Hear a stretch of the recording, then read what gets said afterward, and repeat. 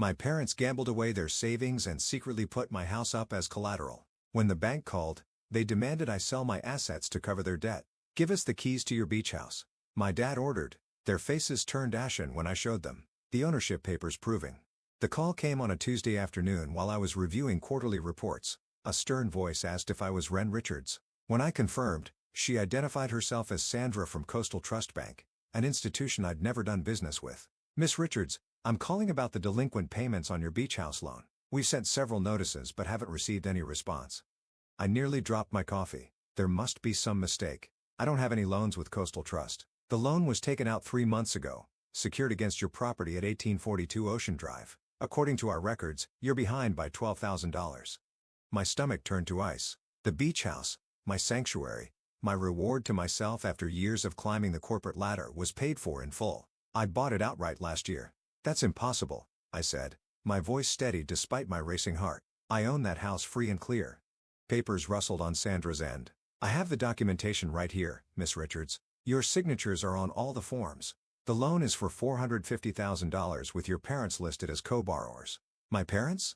"Of course. I'm Wren, by the way, 36, VP of Operations at a tech firm. And until this moment, I thought I had my life perfectly in order. I'd worked my way up from nothing, put myself through college, and built the kind of success my immigrant parents always preached about but never achieved themselves. "Send me copies of everything," I told Sandra, scribbling down her email address. "I'll review it immediately." The documents arrived while I was still on the phone. There, in crisp PDF format, was my signature, or rather, an impressive forgery of it. Below that, my parents' names, Zlata and Lonnie Richards. "I need to look into this," I said carefully. "You'll hear from me or my lawyer soon." I hung up and immediately called Michaela, my best friend since college, and more importantly, my financial attorney. "Check your email," I said when she answered. "I need you to tell me these documents aren't real." While Michaela reviewed the files, I pulled up my banking app. The beach house deed was still there in my name, but something felt wrong. I dug deeper into my accounts, looking for any other irregularities. My phone buzzed. A text from my father. "Sweetheart, your mother and I are having everyone over for dinner tonight. 6 p.m. sharp. Important family matters to discuss." Another buzz. "Bring the beach house keys. We need to check on some maintenance issues." I stared at the messages, my hands shaking with rage. The casual audacity of it all. They must think I still didn't know. Michaela called back. "Wren, these documents, they're professionally done. The notary stamp belongs to Palmer Erickson. Isn't he your parents' old friend?" The attorney. "Yeah, I remembered Palmer at every family gathering, always laughing at my father's jokes, always ready with friendly legal advice." "Get dressed up," Michaela advised. "Go to dinner. Act normal, but don't say a word about what you know. We need to figure out how deep this goes first." I agreed, then spent the next hour in a daze watching the sun slip toward the horizon through my office window. My phone kept lighting up with texts from my mother. "Don't be late. Wear something nice. Bridget and Neil will be there." At 5:55 p.m., I pulled into my parents' driveway, noting their new Mercedes parked out front. Funny how they could afford that, but needed to steal from their own daughter. My mother opened the door before I could knock. "Darling," she exclaimed, air kissing my cheeks. "You look tired. Working too hard as usual?" I forced a smile. "You know me, Mom." The house smelled like my mother's signature beef stroganoff. Through the dining room doorway, I could see Bridget and Neil already seated, heads close together in conversation. My father emerged from his study, that familiar charming smile on his face. "There's my successful girl," he boomed, arms wide for a hug. "Did you bring the keys?" I reached into my purse, fingers brushing against the cold metal. The keys he wanted so badly, to the house they'd tried to steal right out from under me. "Of course, Dad," I said, keeping my voice light. "They're right here." His eyes lit up as he reached for them. And in that moment, I saw everything clearly. The years of manipulation, the careful grooming to be the responsible daughter they could eventually leech from. The way they'd always treated my success as a family resource rather than my own achievement. I pulled the keys back slightly, just out of reach. "But first, why don't you tell me what kind of maintenance issues we're dealing with?" The flicker of panic in his eyes told me everything I needed to know. "Oh, just some issues with the deck railings," my father said smoothly, but his hand dropped to his side. "You know how coastal properties need constant upkeep." We moved to the dining room where my mother was laying out her elaborate spread. Bridget barely looked up from her phone, while Neil offered an awkward wave. The tension in the room was thick enough to cut with my mother's expensive serving knife. "So," I said, taking my usual seat, "what's this important family matter we need to discuss?" My mother and father exchanged glances. Bridget suddenly became very interested in her water glass. "Well, sweetheart," my father began, his voice taking on that silky tone he used when trying to close a deal. "Your mother and I have been thinking about retirement." "Really?" I kept my voice neutral while serving myself some stroganoff. "That's wonderful. What are your plans?" My mother sat down primly. "We've had some financial setbacks. The market hasn't been kind to our investments." "By investments, do you mean gambling?" The words slipped out before I could stop them. The clatter of silverware against china filled the sudden silence. My father's face reddened slightly, but he maintained his composure. "Now, Ren, that's not fair. We've had some unfortunate circumstances, yes, but we've always managed to handle our affairs. Until now?" I asked innocently. "The thing is," my mother cut in, her voice sharp, "we need your help. You've been so blessed with success, and we've always supported you. It's only right that you support us now." I set down my fork. "Support you how, exactly?" "The beach house," my father said. "If we sell it now, we can clear our debts and have enough left over for a comfortable retirement. It's the perfect solution." "Perfect for whom?" I asked. "The house is in my name. I bought it with my money." "We're your parents," my mother snapped. "Everything you have is because of us. We sacrificed everything to give you opportunities." Bridget finally looked up. "Mom, maybe we should stay out of this," our mother hissed. I pushed my plate away, my appetite gone. "Let me get this straight. You want me to sell my house to bail you out of your gambling debts?" "Don't be dramatic," my father said. "We've already taken care of the paperwork. All you need to do is sign the listing agreement with Neil here." Neil suddenly became very interested in his napkin. "The paperwork," I repeated slowly. "You mean the loan documents you forged my signature on?" The room went deadly quiet. My father's charm evaporated, replaced by something colder. "Who have you been talking to?" he demanded. "Coastal Trust Bank called today. Interesting conversation." I turned to Neil. "Did you know about this?" He wouldn't meet my eyes. "Ren, it's complicated." "It's not complicated at all," my mother interrupted. "You owe us this. After everything we've done for you, all the sacrifices we've made." "Sacrifices?" I laughed, but there was no humor in it. "Like the college fund you gambled away, the one grandma set up for me, or maybe you mean the credit cards you took out in my name when I was 18. Bridget's head snapped up. "They did what?" "Oh, you didn't know about those?" I asked her. "I found out in college when I tried to get my first apartment. My credit was already ruined, took me years to fix it." "That was different," my father protested. "We paid those off eventually. And now you're trying to steal my house." I stood up, my chair scraping against the hardwood floor. "Did Palmer help you forge the documents, or did you find someone else this time?" My father's face went pale. "You leave Palmer out of this." "Why? Is he as nervous as you are about fraud charges?" My mother stood up so fast her wineglass toppled, spreading red across her pristine tablecloth. "How dare you threaten us after everything?" "Stop saying that." I slammed my hand on the table, making everyone jump. "You didn't sacrifice anything. You always took, and now you've gone too far." I pulled out my phone and held up the screen, showing the email from Sandra at Coastal Trust. "You have 24 hours to come clean about the forgery, or I'm going to the police." "You wouldn't," my father said, but his voice shook slightly. "Try me." I grabbed my purse and headed for the door. "Oh, and Dad, about those beach house keys?" I turned back with a cold smile. "I changed the locks last week. Funny how things work out." The last thing I heard as I walked out was Bridget asking, "What did you two do?"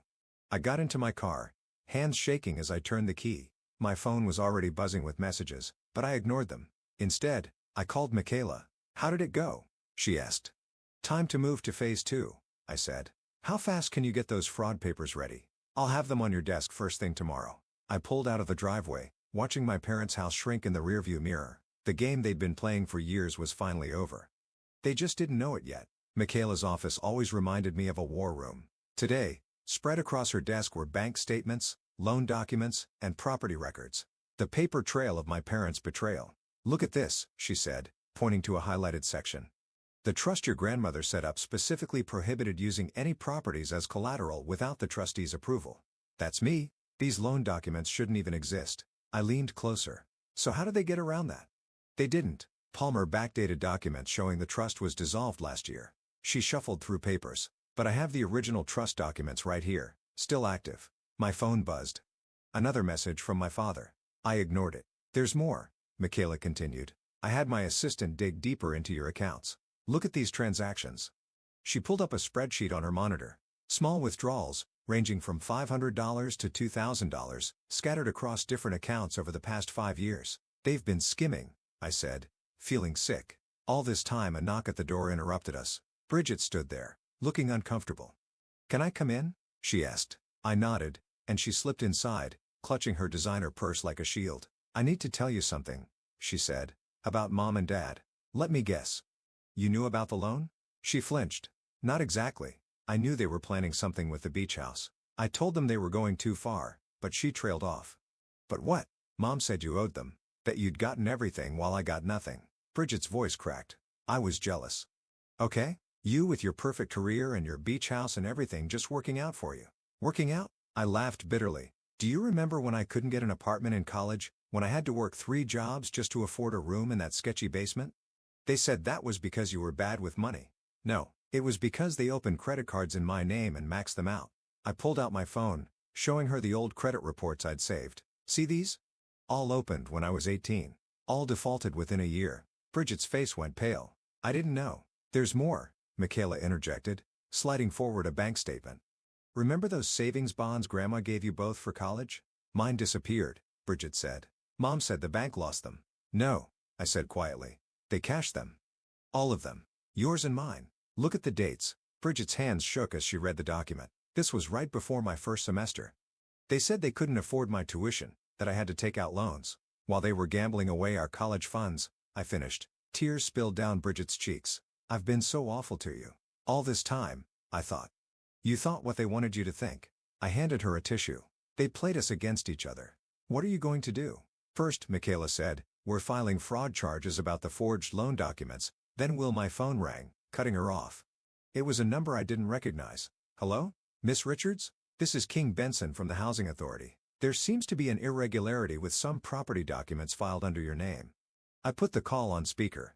"What kind of irregularity?" "Well, the foreclosure paperwork that was submitted, there are some discrepancies in the dates. Technically this could delay any proceedings for quite a while."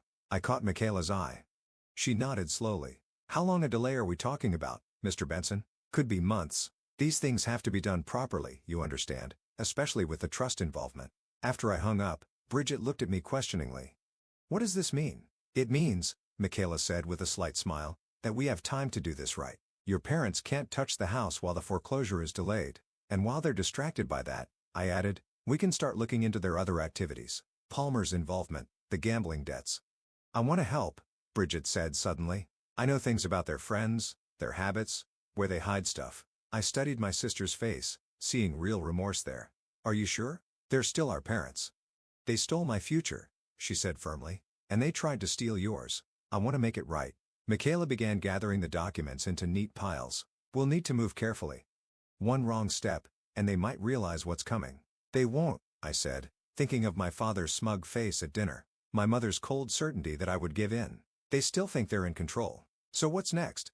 Bridget asked. I picked up the trust documents, running my finger over my grandmother's signature. "Next, we start pulling threads, and we don't stop until their whole web falls apart." The next family dinner was my mother's idea. To clear the air, she'd said on the phone, her voice honey sweet. I agreed immediately. It was the perfect opportunity to set things in motion. I arrived early, watching my mother flutter around the kitchen like nothing was wrong. She'd made her famous pot roast, trying to recreate the comfort of childhood dinners when things were simpler. The bank called again. I mentioned casually, helping her arrange plates. Her hands stilled for just a moment. "Oh, apparently, there's been a lot of banking fraud lately. They're doing a big investigation."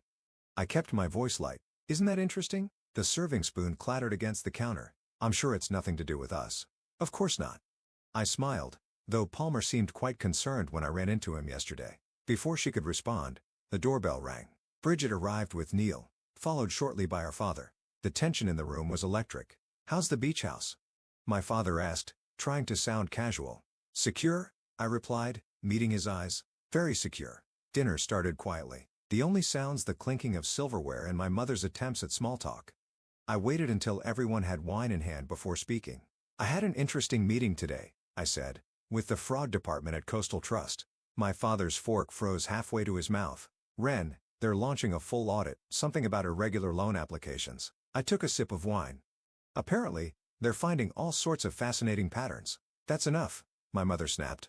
"We're trying to have a nice family dinner." "Like when I was 10, I asked, when you told me my college fund would be safe if I just trusted you?" Neil shifted uncomfortably. Maybe I should go. No. Stay, I said. You knew about the loan documents, didn't you? That's why you agreed to list the house. I didn't know everything, he protested weakly. But you knew enough. My father stood up suddenly. You're making a mistake, Ren. We can work this out privately. Like you worked out Grandma's trust or Bridget's savings bonds? Bridget's head snapped up. Tell them what you told me, Neil. All eyes turned to him. He looked like he wanted to disappear. I saw the paperwork, he admitted. Palmer asked me to backdate some property assessments, said it was just a formality. You had no right to involve him, my father growled at me, like you had no right to forge my signature. I pulled out my phone, set it on the table. Everything's documented now. The fraud, the theft, all of it. One call, and it all comes out. My mother's face went pale. You wouldn't dare. We're family. Family doesn't steal from family, Bridget cut in. Family doesn't lie and manipulate and be quiet, our mother hissed. You ungrateful. No, I interrupted. She gets to speak. We both do. For once in our lives, you're going to listen. The silence that followed was deafening. My father sank back into his chair, suddenly looking old. What do you want? He asked quietly. I want you to come clean to the bank, to the authorities, to everyone you've lied to. I leaned forward. Or I'll do it for you. You'll ruin us, my mother whispered. You did that yourselves. I stood up, dropping my napkin on the table.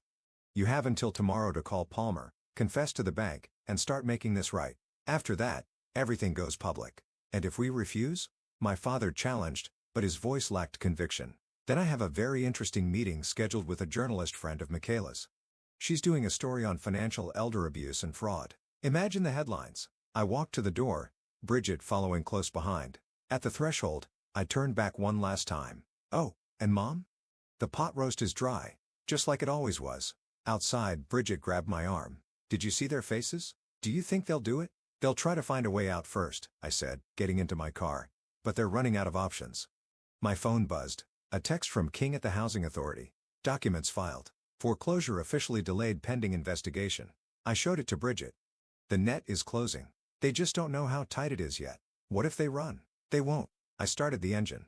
They care too much about their reputation. And tomorrow, that's exactly what I'm going to threaten. As I drove away, I saw my parents through the dining room window, heads close together in urgent conversation.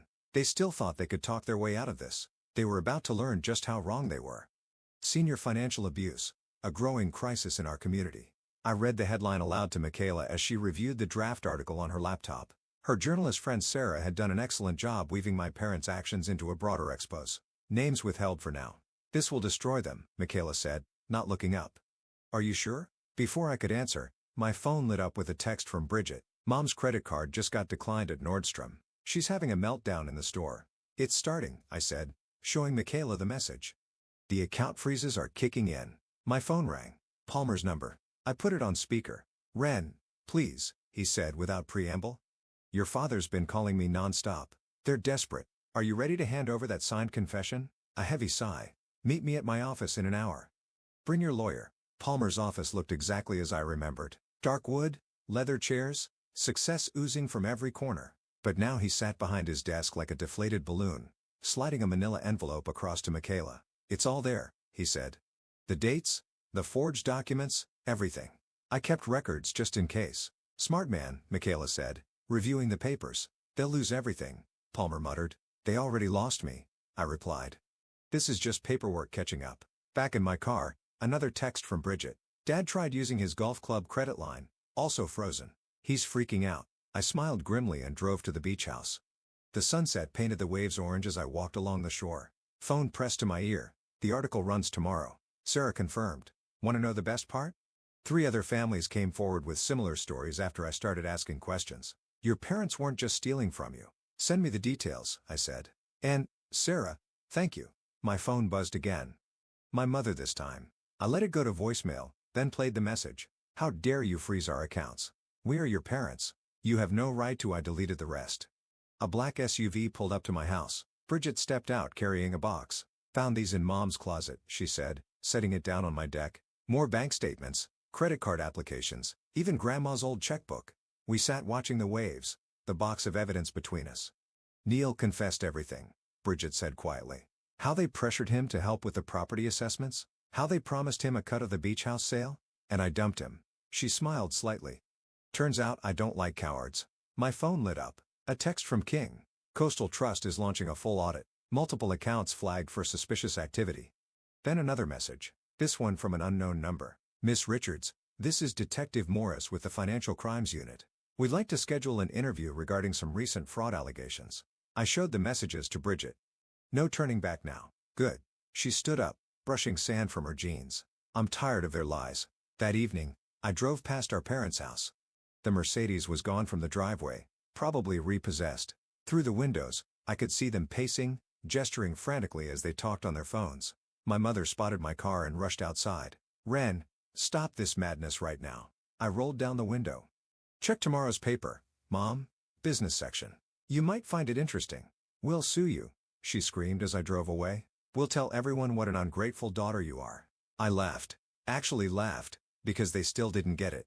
They had no power anymore. No money, no leverage, no sympathy from the community they'd fooled for so long. Back home, I poured a glass of wine and opened my laptop to find an email from Palmer's secretary. Thought you should know. Your father just tried to access the trust fund documents. System showed them as restricted. He threw a paperweight through the office window. Police were called. I forwarded it to Michaela with a single word, progress. My phone buzzed one last time. Bridget again. Mom's calling all our friends trying to get emergency loans. No one's answering. Think they finally figured it out? Not yet. I texted back, but tomorrow's paper will help. I walked out onto my deck, listening to the waves crash against the shore. Somewhere in the darkness, my parents were watching their carefully constructed world crumble. By this time tomorrow, everyone would know exactly who they really were, and I would finally be free. The newspaper hit driveways at 6 a.m. By 6:15, my mother was screaming into my voicemail. How could you? Your own parents. We're the talk of the entire town. Her voice cracked with rage. If you don't fix this right now, I deleted the message and pulled up the article on my phone. Sarah had done a masterful job. The story detailed multiple cases of financial exploitation with my parents' actions featured prominently. Though still unnamed, their description was unmistakable to anyone who knew them. Michaela arrived at my house just as another call came in, this time from Detective Morris. We're executing a search warrant at your parents' residence, he said. Given the evidence you provided, we'd like you to come down to the station to make a formal statement. I looked at Michaela, who nodded. We'll be there in an hour. As we drove to the station, texts flooded my phone. Family friends, distant relatives, even my mother's bridge club members, all expressing shock and asking if the story was about my parents. At the police station, Detective Morris led us to an interview room.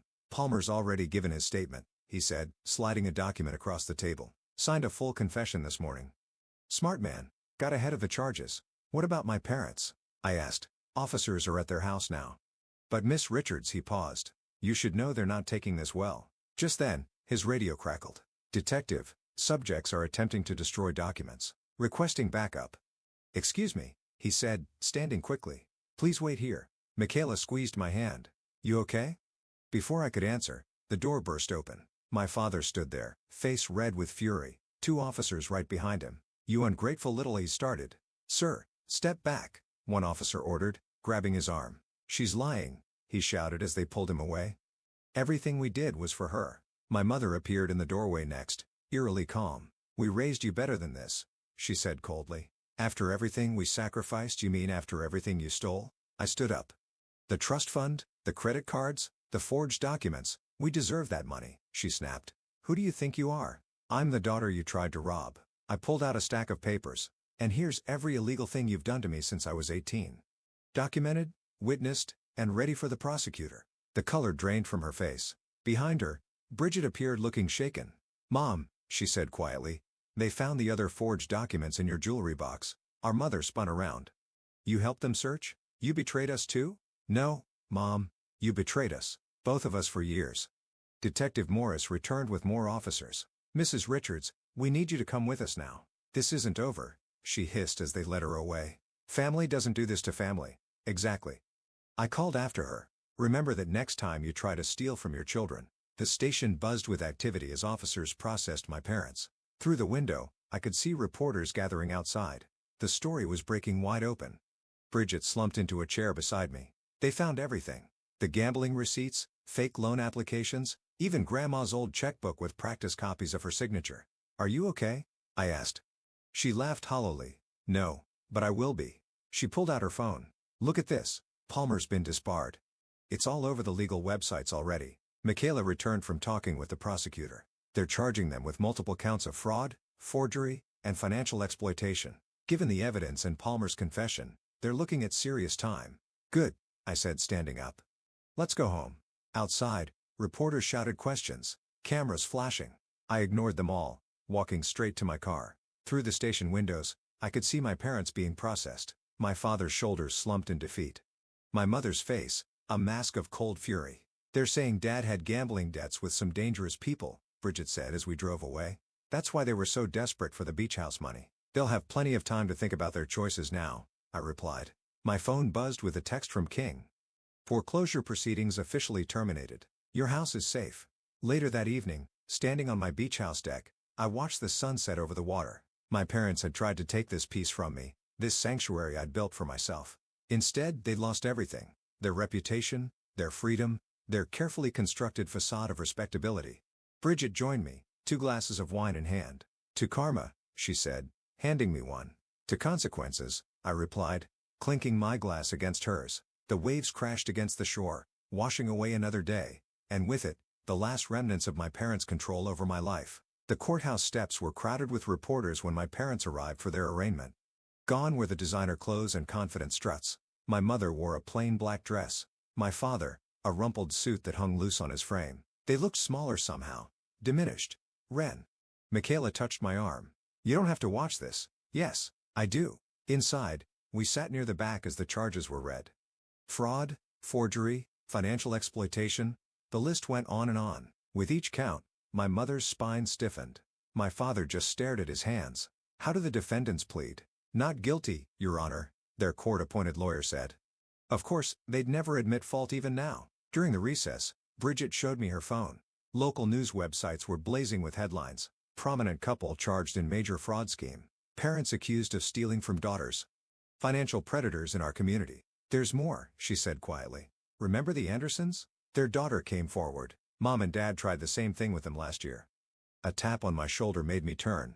King stood there, holding a manila envelope. Miss Richards, these just came through from the title company. Your house is officially clear of all claims. They've invalidated the fraudulent loan completely. I took the envelope, feeling its weight. Thank you for everything. He nodded. Sometimes karma needs a little help. Back in the courtroom, the prosecutor detailed the evidence. Bank records, forged documents, Palmer's confession.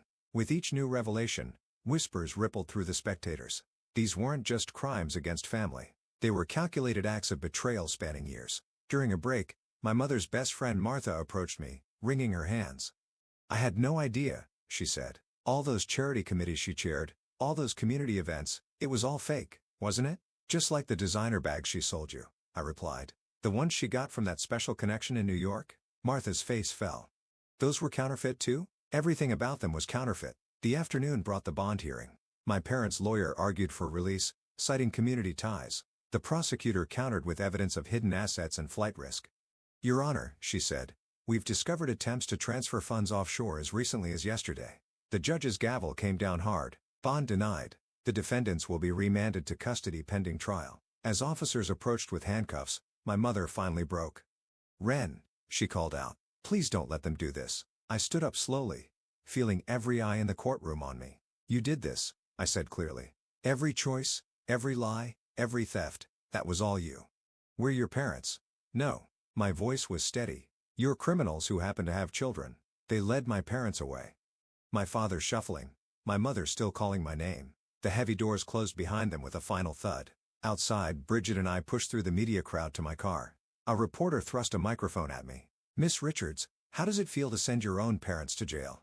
I paused, turning to face the cameras. It feels like justice. And to anyone else out there being exploited by family, speak up, break the cycle. That evening, I sat in my beach house study, reviewing documents from Michaela, lists of my parents' victims, amounts stolen, lives damaged. With trembling hands, I began writing checks, not large amounts, but enough to help some of their victims start recovering.